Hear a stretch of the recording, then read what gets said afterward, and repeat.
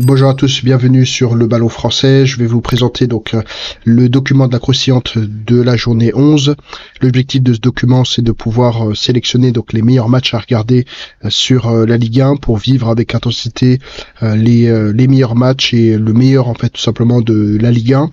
À partir de ce document-là, il y en a plusieurs autres qui sont proposés, notamment un focus général sur la Ligue 1, sur une partie un peu plus statistique, et puis un focus club. Donc là, c'est en fonction évidemment de chacun des clubs, voir un petit peu leur évolution, pour pouvoir soit prendre des décisions stratégiques les meilleures, soit tout simplement de pouvoir parier ou voilà en tant que passionné de connaître un peu plus sur la Ligue 1 ou sur son club. On a un partenariat notamment avec AC Prono, qui propose un certain nombre de pronostics spécifiques qui sont proposés dans une vidéo plus précise. Et la structure de la croustillante, c'est tout d'abord de revenir sur l'intérêt de la croustillante avec les matchs qui ont été sélectionnés et leurs résultats. Ensuite, de pouvoir faire un état des lieux général sur la Ligue 1 au niveau du calendrier des matchs sélectionnés. Et puis ensuite, de regarder les 2, 3, 4 matchs qui ont été sélectionnés en fonction des notes pour pouvoir les présenter. Donc je vais présenter notamment le premier match le plus intéressant notamment de manière assez complète, et puis ensuite on ira plus précisément, enfin en tout cas plus directement sur les deux autres matchs avec évidemment les données qui sont collectées par notre outil.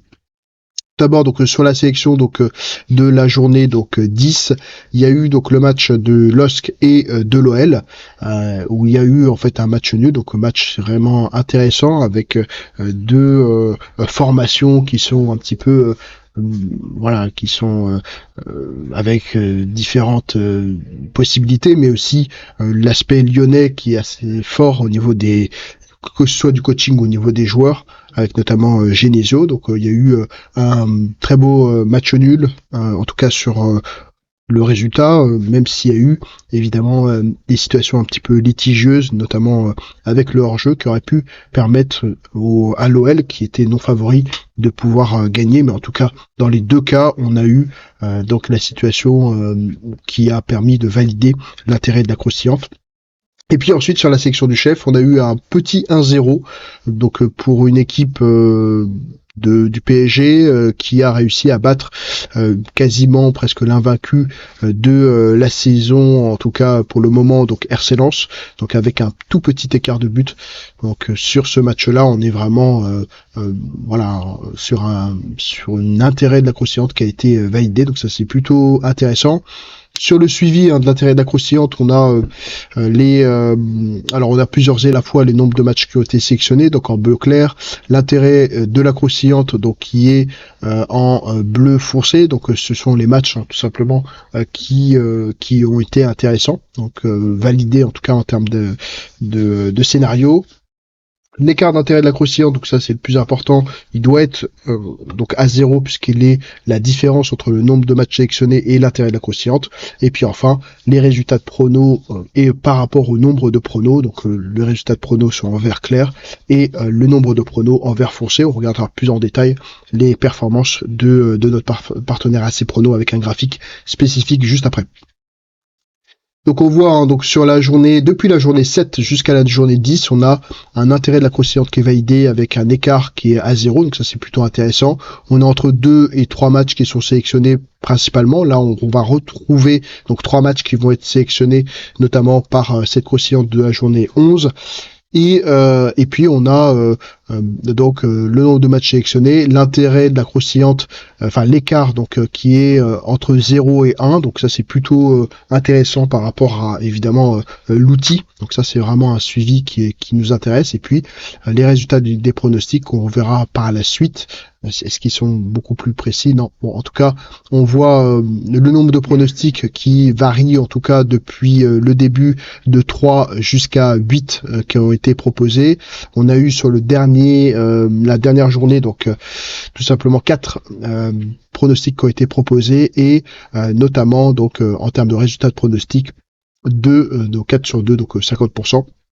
Quand on regarde en fait le suivi notamment du pourcentage de réussite de AC Prono, Donc on est le plus bas a été à la journée 9, donc autour de 32%, et là on retrouve en fait un niveau correct, on va dire à autour de 50%. Quand on regarde sur les 5 derniers matchs, on oscille entre 60 et quasiment 50% de réussite sur 5 matchs. Donc ça c'est plutôt évidemment intéressant à regarder au niveau de ces performances.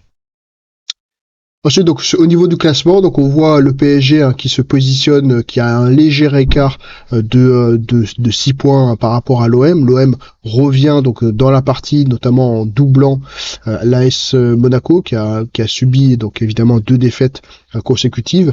Là, l'OM se repositionne tranquillement, donc ça c'est évidemment plutôt intéressant puisque ça correspond à la prévision, en tout cas les calculs qui ont été effectués dans la vidéo que vous avez vu évidemment sur le pronostic de fin de saison.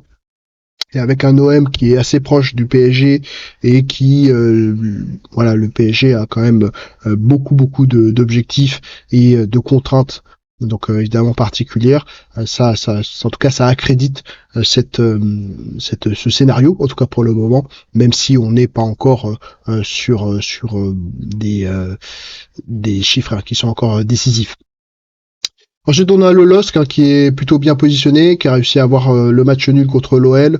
Donc il y a eu un partage des points, que ce soit pour le LOSC et pour l'OL. Donc il est assez bien positionné derrière, donc très proche évidemment du podium. Donc ça va être évidemment très compliqué pour ces équipes-là. L'OGC Nice donc trouve vraiment la place qui un petit peu lui est conférée d'une certaine façon à chaque année, avec une 5e place. On est vraiment dans les objectifs qui pourraient être ceux de l'OGC Nice. Ensuite, on a RC Lens qui a subi ses 2 premières défaites consécutives. Du coup, en tout cas, on voit que on est sur un 3-5-2 et notamment 2 défaites donc pour RC Lens. Donc là, c'est vrai que c'est un peu plus compliqué. Maintenant, ils ont eu vraiment un ballottage qui était très difficile sur les 2 derniers matchs. Donc que ce soit Lille ou le PSG, donc ils vont probablement reprendre en tout cas du poil de la bête pour la suite. Là, c'est plutôt compliqué là pour le Reims puisque 3 défaites, donc on est sur 4 défaites au total, 3 défaites consécutives. On perd un petit peu de puissance là sur les 3 derniers matchs notamment. Donc on va voir évidemment ce que ça va donner puisque ils sont rattrapés donc par Strasbourg qui est lui beaucoup plus irrégulier mais en même temps qui a les capacités je dirais à pouvoir à la fois faire des défaites mais aussi faire des victoires. Donc on verra si l'irrégularité va être de mise en tout cas sur cette année pour Strasbourg. La Auxerre, donc ça c'est assez particulier puisque là il est sur victoire nulle, victoire, donc il est sur 5 défaites au total et en fait il revient en fait en force étrangement. Donc c'est une équipe qui quand on est sur un écart entre 13 points et quasiment 10 points, c'est vrai que les changements sont assez rapides entre les différentes équipes. Donc AG Auxerre est un petit peu la surprise en tout cas d'arriver dans le top 10. Le Stade Brestois donc lui subit donc une défaite. Il revient tranquillement en rééquilibrant donc les victoires quasiment par rapport aux défaites avec 4 victoires, 1 nul et 5 défaites. Même si peut-être que cette année, l'objectif pour eux, ça va être de pouvoir bien performer, en tout cas en Ligue des Champions, et peut-être de laisser à côté donc la Ligue 1 pour se garder une place en Europe au chaud, même s'ils vont évidemment avoir des objectifs qui sont en fonction évidemment de leurs attentes et puis de leurs capacités, de leurs moyens. On retrouve donc Toulouse qui revient donc 12e avec 2 victoires, un nul et donc on est sur 3 victoires, 3 nuls et 4 défaites. Donc le Toulouse revient tranquillement. Donc ils avaient vraiment des difficultés à pouvoir se positionner, même s'ils sont très très proches évidemment, que ce soit de Rennes, de Nantes et puis même d'ailleurs de Angers et de Saint-Étienne. Donc on va voir tout ça par la suite. Rennes est encore dans la difficulté avec voilà 5 défaites. Ça confirme en tout cas peut-être l'intérêt d'avoir un nouveau coach qui va essayer de relancer, on va dire, la machine. Maintenant, voilà, je l'ai dit et répété, hein, on est dans la continuité en tout cas de ce qui a été effectué au niveau d'ailleurs du mercato donc estival. Et là, on est vraiment en train de payer les conséquences, mais c'est peut-être pas c'est peut-être le moment de se relancer avec un projet un peu nouveau, avec un coach qui va pouvoir aller chercher, faire en sorte de chercher le meilleur au niveau de ses joueurs. Donc ça peut être peut-être là intéressant de voir quel mouvement pourrait être intéressant sur ce club. Nantes, c'est plus difficile, 2 défaites, 1 nul. On est sur 2 victoires, 4 défaites et 4 nuls. Angers donc retrouve les chemins donc de 2 victoires, 2 nuls. Donc là, ils font plutôt une belle performance, une belle remontée. La SSE donc est sur une victoire. Pareil pour le Havre sur sa dernière possibilité, en tout cas sur la dernière simplement le dernier match. Puis enfin Montpellier n'y arrive toujours pas, donc ils vont peut-être probablement se réveiller là sur ce dernier, en tout cas sur la prochaine journée. Au niveau du premier match qui a été sélectionné, donc on a tout d'abord le GC Nice contre le LOSC, hein, avec notamment une courbe, on va dire, d'intensité, un coefficient d'intensité de 3, tout simplement, avec 13,24 sur 20. Donc la première note, en très très bonne note évidemment, sur ce match-là, avec 2 aspects qui seront mis en avant. Donc là, ça, on va regarder dans le détail, donc notamment donc au niveau du niveau tout simplement de l'équipe, on est tout simplement sur 2,30 sur 3, donc une moyenne donc sur l'ensemble des matchs, donc il y a 1,68. Eux sont à 2,30, donc au niveau déjà du niveau de l'équipe. Et puis le deuxième aspect donc qui est en vert, c'est notamment donc le niveau du coach avec 2,27, donc 1,49, donc il y a une moins d'écart par rapport au 1,49 en moyenne sur l'ensemble des matchs. Mais ce sont les deux aspects qui vont être mis en avant, en tout cas sur cette journée, et notamment sur ce match-là.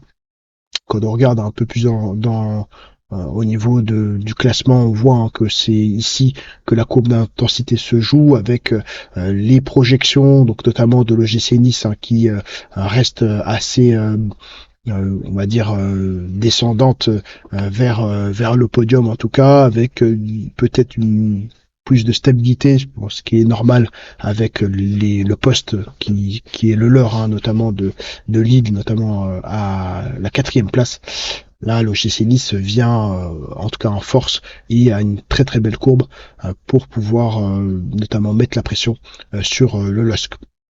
Quand on regarde un peu plus, on voit les différentes formes. On a aussi quelques éléments, donc notamment donc 2 personnalités qui pourraient être en face à face, notamment donc Jonathan David, qui a soif de but et qui est connu et reconnu évidemment des services, on pourrait dire. Et puis Guessant, qui lui n'est pas forcément le buteur attitré, puisque évidemment avec la blessure de Mofi, on n'a pas cette possibilité donc à Nice de pouvoir avoir un grand buteur, même si on retrouve Laborde donc sur cette journée-là. Mais Guessant va pouvoir peut-être faire le travail. Donc on a 2 personnalités évidemment à suivre, 2 jours à suivre. Ensuite, donc on a le match numéro 2, donc le sorti du lot avec OM AJ Auxerre. Donc là sur cette sélection, donc on n'a pas de Paris Saint-Germain, donc ça c'est plutôt intéressant, et notamment AJ Auxerre. Moi j'avoue que j'aurais pas sélectionné un match comme ça de premier abord, mais en fait on est sur un 11 sur 20, donc plutôt une bonne note de l'AJ Auxerre, au-dessus de celle de Strasbourg et de l'AS Monaco par ailleurs. Et on a donc plusieurs éléments donc qui ne sont pas positionnés donc en vert, en tout cas sur le tableau croustillant, une courbe d'intensité à 2. Et quel va être l'aspect qui va être le plus important et le plus différent, qui fait vraiment la différence sur cette journée, c'est notamment la dynamique. qui se retrouve à 1,54 et la moyenne est à 1,16 donc sur l'ensemble des matchs. Donc c'est probablement la dynamique des deux clubs qui fait la différence ici donc sur ce match. Ensuite on a le lâcher de chevaux, donc notamment Strasbourg et AS Monaco, donc avec une courbe d'intensité de 2 puisqu'il y a un écart tout de même entre les deux équipes au niveau du classement et on est à 10,87, quasiment 11 aussi de moyenne par rapport à une moyenne à 9,41 donc sur du match. Et là, ici, il est très clair que la différence s'effectuera donc notamment au niveau de l'équipe, puisqu'on est à 2,40 sur le niveau de l'équipe de ces deux équipes, et la moyenne est 1,68. Donc c'est ici l'équipe qui sera évidemment la plus intéressante à regarder donc sur ce match-là. Ensuite, donc si on regarde notamment donc le dernier graphique, un graphique qui pourrait être intéressant, c'est celui notamment de l'attractivité des matchs de la Ligue 1 avec l'écart entre la note maximum et la note minimum. La note minimum a augmenté donc en termes de match, la note maximum est restée la même et on voit un écart donc entre le max et le minimum qui chute donc de manière très forte en tout cas.